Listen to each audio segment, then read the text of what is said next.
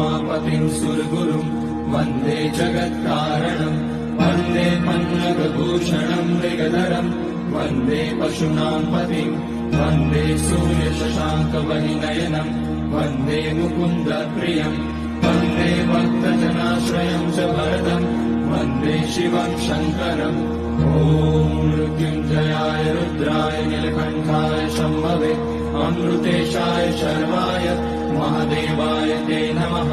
नमस्तेऽस्तु भगवन् विश्वेश्वराय महादेवाय त्र्यम्बकाय त्रिपुरान्तकाय त्रिकाग्निकालाय कालाग्निरुद्राय नीलकण्ठाय मृत्युञ्जयाय सर्वेश्वराय सदाशिवाय श्रीमान् महादेवाय नमः।